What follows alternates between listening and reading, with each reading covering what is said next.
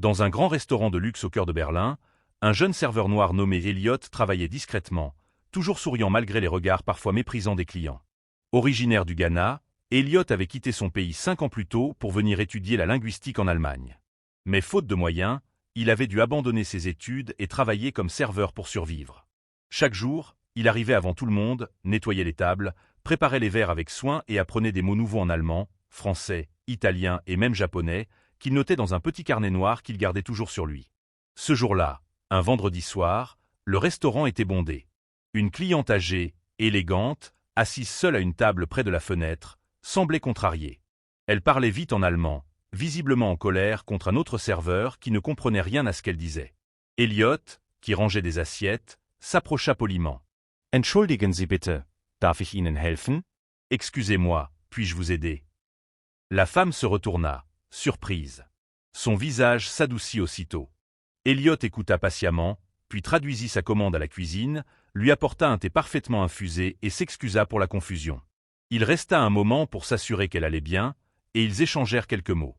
La femme, d'origine allemande, se mit à lui parler de son défunt mari, de son amour pour la culture africaine et de son admiration pour les gens qui persévéraient malgré les épreuves.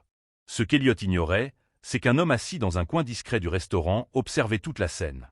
Costume sobre, montre élégante, regard calme. Le milliardaire français Adrien Duval, un investisseur connu pour son empire hôtelier, était là depuis 1 heure. Il n'avait rien manqué, ni la gentillesse d'Elliot, ni son humilité, ni la sincérité dans ses yeux lorsqu'il parlait avec la vieille dame. Quand le service prit fin, Elliot rentra dans la salle vide pour nettoyer les tables. Il découvrit alors un billet plié sous un verre, accompagné d'un mot écrit à la main.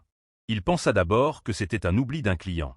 Mais en ouvrant le mot, ses mains tremblèrent. « Vous avez plus de talent que vous ne le croyez. Rejoignez-moi demain à 9 heures à l'adresse au dos. Adrian Duval. » L'adresse indiquait le siège du groupe Duval International Hotel. Elliot crut à une erreur ou à une plaisanterie. Mais le lendemain, poussé par la curiosité, il s'y rendit. Arrivé sur place, il fut accueilli par une assistante qui l'introduisit dans un immense bureau vitré. Le milliardaire était là, souriant. « Asseyez-vous, Elliot. Hier soir, j'ai vu quelque chose d'extraordinaire. Un jeune homme qui travaille avec dignité, parle 5 langues, respecte les clients et garde le sourire malgré tout.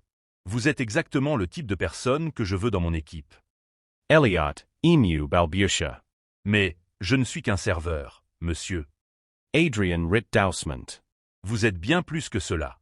Vous êtes un futur leader. » Le milliardaire lui expliqua qu'il cherchait à créer un programme international de formation en hôtellerie et langue pour les jeunes défavorisés. Il voulait qu'Elliot devienne coordinateur linguistique et formateur dans ce projet pilote à Paris. Elliot n'en croyait pas ses oreilles. Il accepta, les larmes aux yeux. 2 ans plus tard, il parlait sur scène, devant des centaines d'étudiants, en allemand, en anglais et en français.